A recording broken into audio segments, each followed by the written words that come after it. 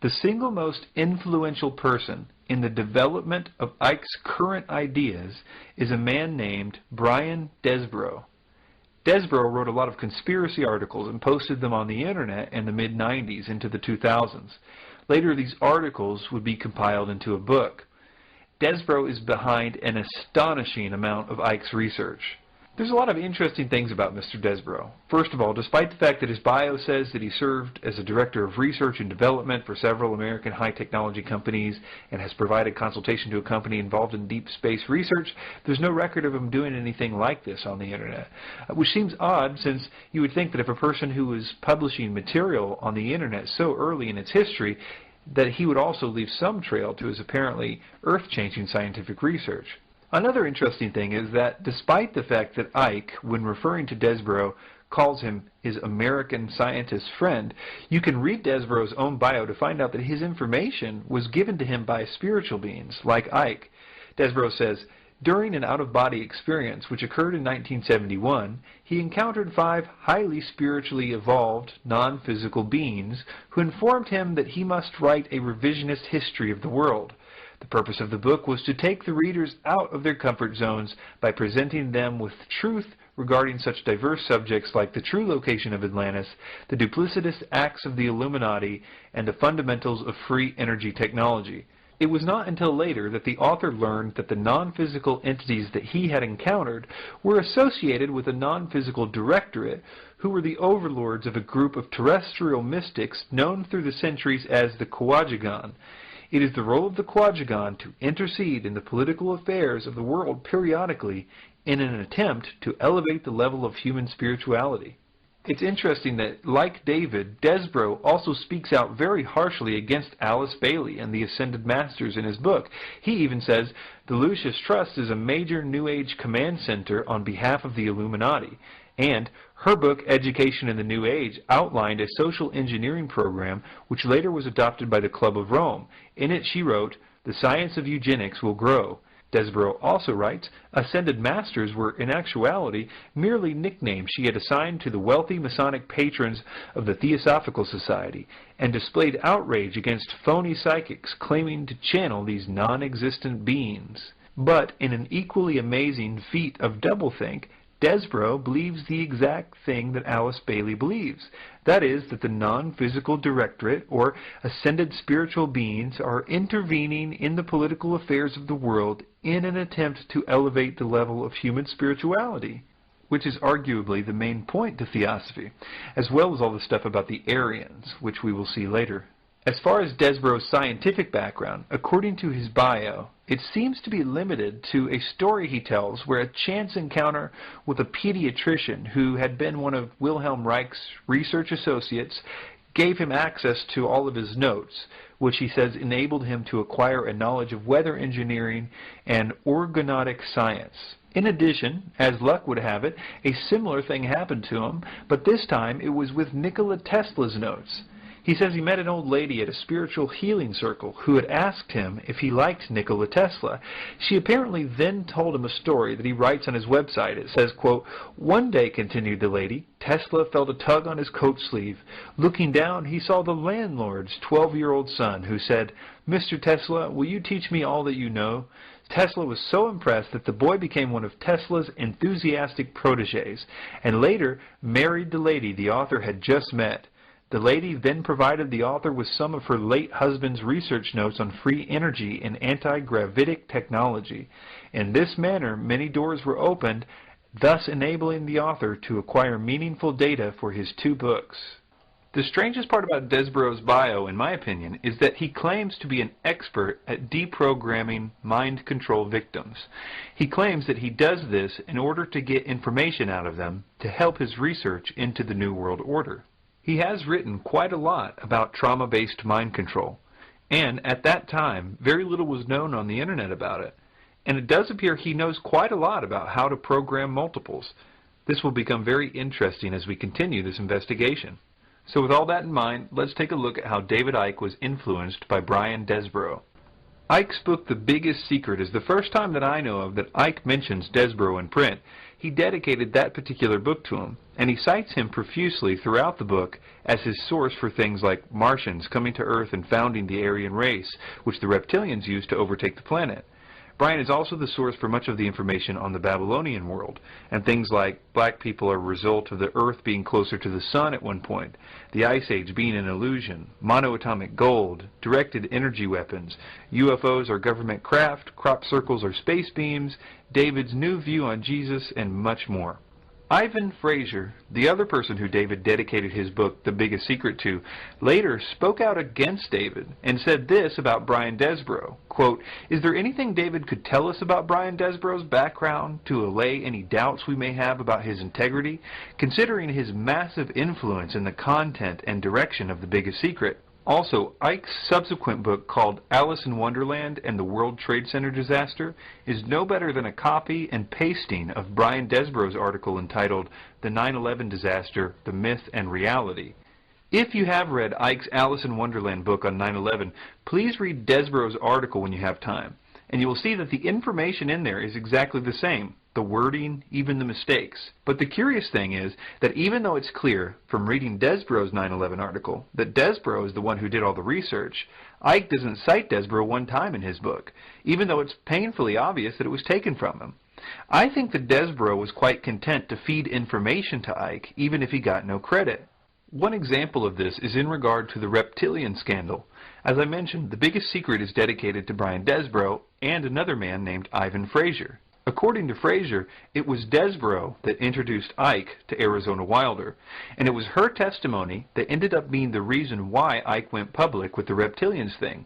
Desborough also admits to introducing Icke to Arizona Wilder, as well as arranging the meeting between the two, because Wilder was a victim of trauma-based mind control, and apparently Desborough had accessed her programming in order to get information about the Illuminati. According to him, he was amazed to find that she confirmed what he had already been telling Icke, which will be important later. This is Ivan Fraser's side of the story. He had been proofreading The Biggest Secret for David Icke, and he found out about the Reptilians thing this way. He says, quote, "Arizona Wilder was not mentioned at all in the draft copy of The Biggest Secret, which I had read. David had not met her yet. When the book was released, people started ringing me with questions like, 'Is it true about the reptiles?' and 'Is this stuff about the royal family true?' At which time I replied that I thought it was, based on the fact that the version that I had read stated only the theory of reptilians and that certain of the royals were involved in satanic rituals. Soon I heard about Arizona Wilder. David stated that he saw his encounter with Arizona Wilder as an amazing synchronicity which endorsed his work in his latest book. How could she have known all this stuff which tallied so exactly with The Biggest Secret? Well, I believe I'm not as naive as David, and I know exactly how she could have known. Icke was passing copies of the book via post to me and others for editing. Fraser continues, "This brings in another character who is pivotal to the entire Biggest Secret thesis. It was a contact of David's named Brian Desborough, who introduced Arizona to David. Brian is mentioned as a source for a great deal of the information in the book, having supplied most of the material on which David based his idea about the Martians coming to Earth and founding the Aryan race, which the Reptilians used as a vehicle to overtake the planet. Brian is also the source for much of the information David had compiled on the Babylonian world, its myths, and how they fed into the sinister secret societies. It was Brian Desborough who was also looking at the draft copy of The Biggest Secret at the same time as myself, i.e. before David met Arizona Wilder.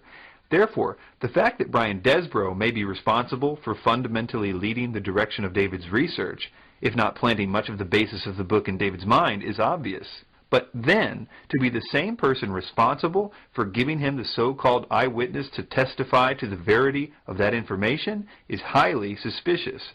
Brian also writes articles on mind control and seems very knowledgeable on the subject. Is it possible that he could be directly involved in some way that we are not being told about?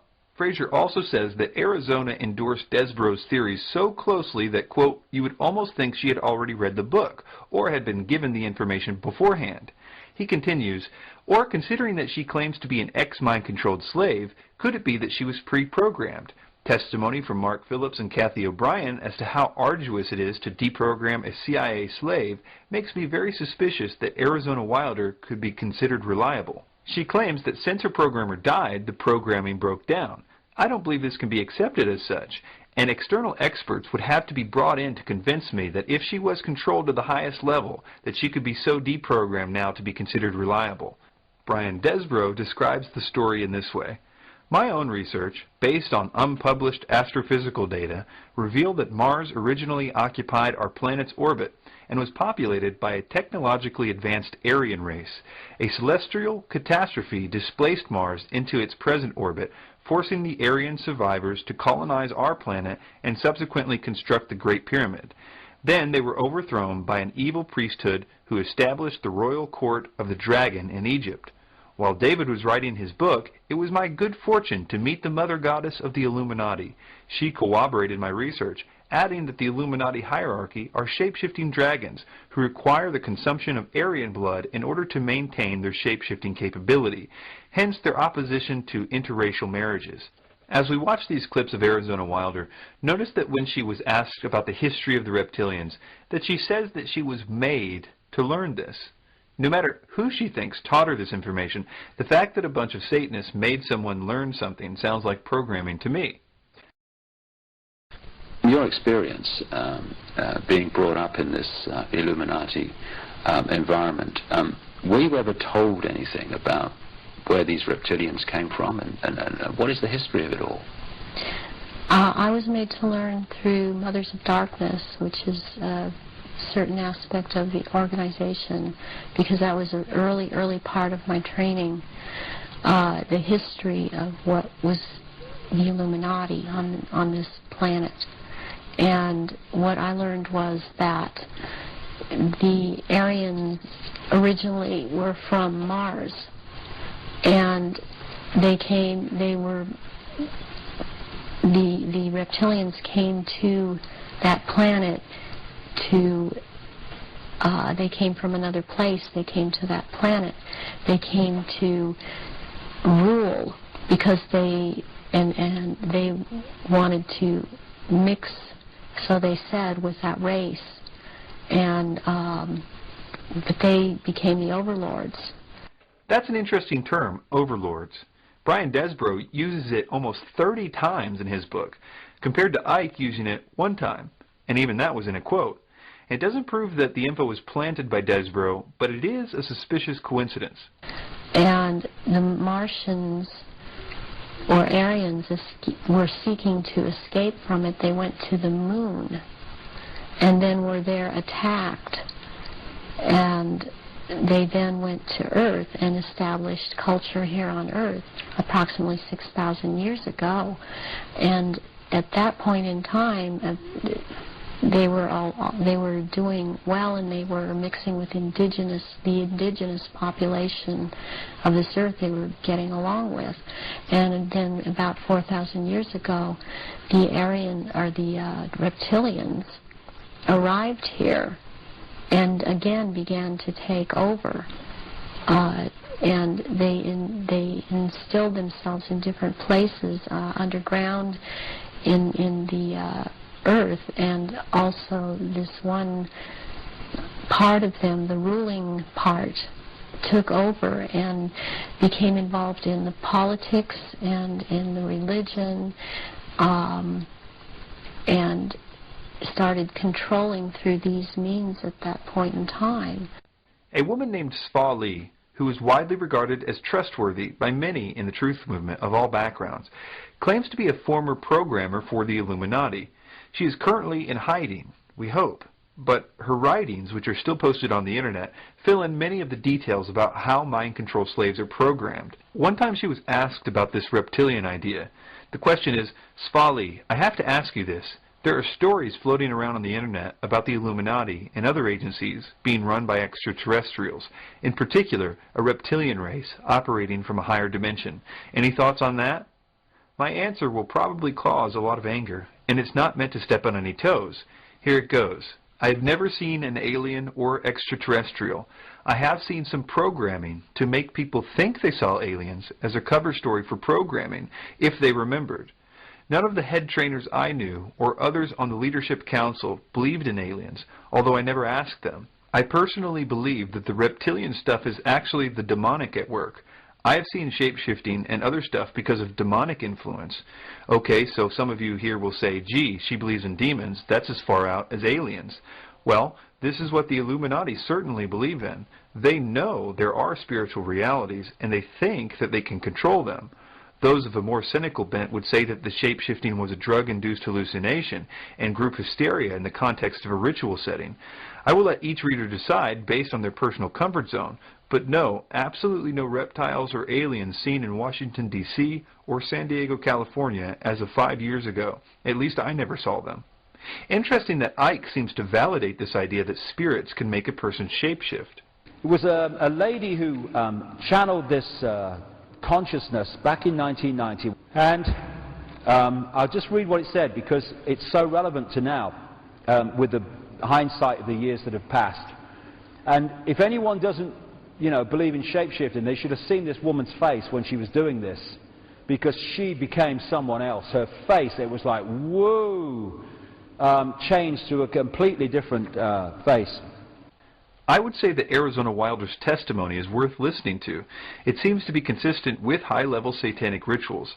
I would suggest one possibility is that she may have been made to learn the reptilian story, as Svali suggested, so that if her programming did ever begin to break down, she would tell people that it was reptilians instead of satanic rituals.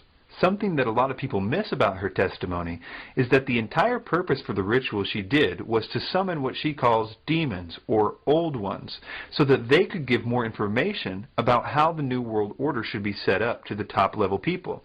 It's clear that she believes it's the demons, not reptilians, that are behind the planning for the New World Order. They materialize from out of another dimension and are present at rituals, and they are so powerful, and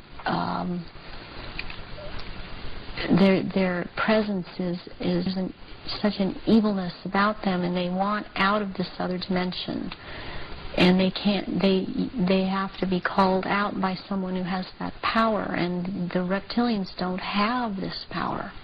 That's very important, that they don't have this power. So during a ritual, these old ones are called out, and they are what Christianity would have called the demons, and they want out. They're always demanding to be let out. And so you have to be very powerful to keep them in line and to make them go back when it is time for them to go back. Why do the reptilians want to manifest these quote, demons at the rituals? It brings power to the rituals. It brings power to them. They are told things by these entities, and they are encouraged to go on with what they're doing, and knowledge is imparted to them through these entities. If this is the case, why is there no attempt to see what we can learn about them? Why all this focus on reptilians and Mars and Aryans? By her own admission, they aren't calling the shots. The spirits behind them are. I want to mention a few more things about the reptilian issue before moving on. She states that the reptilians change back to reptilians when asleep. Considering how many of them were educated in schools, where they also lived amongst hundreds of others in dorms, and many of them are in the armed forces, you would think that someone would have noticed this happening by now. Hey buddy, you don't look so good when you fall asleep. She states that the royal reptilians can't stay in human form at the scent of blood, and transform and go crazy, ripping into their victims. And in all those years, nobody has ever noticed this when they cut themselves, been around blood, menstruating women, etc.? Considering they are so public, there is no way that they have never been in the vicinity of blood. The other testimony that Icke uses to confirm the reptilian issue is that of Credo Mutwa. This is what Ivan Fraser said about Mutwa. Quote, soon after this, the Arizona Wilder interview, David re-emerged from a trip to Africa, announcing a new video called The Reptilian Agenda, which is an interview with a Zulu shaman called Credo Mutwa, who is confirming the evidence of shape-shifting reptilians. Credo recounts various ancient Zulu myths about the reptilian race which manipulates mankind, which are taken literally by himself and Icke, and seen as a remarkable confirmation of the reptile-human race theory, although Credo's version is that the race actually originated on Earth, left it, and returned. Furthermore, the central reptile Aryan race thesis is fundamentally challenged by Mutwa's assertion that the black leaders of his country and their bloodlines are from the reptilian race also. Mutwa also speaks about personal encounters with gray aliens, which he states are servants of the reptilians. Mutwa elsewhere, rather contradictorily, states that the grays are actually the reptilians with an artificial skin. This contradiction is not challenged by Icke. I also agree with Fraser when he says that both Mutwa and Arizona Wilder may be consciously very genuine in recounting their experiences according to their memories, but I believe we need to be extremely careful before buying into what amounts to circumstantial stories with no proof. Also, I want to address this idea that's circulating on YouTube and other video sites, that people's pupils change and you can tell that they are reptilians this way. This is an effect caused by uploading a video with bad resolution. The same effect is happening with other elements in the picture, but you only notice it on the eyes because the eyes are very detailed things, and when the pixels cut out on them, it's more noticeable than it is with the other elements in the picture. Even Icke doesn't believe this stuff. All over the internet, people started talking about this now, and these pictures are circulating. This might be probably is just a trick of the light, but it's very symbolic of what we're looking at.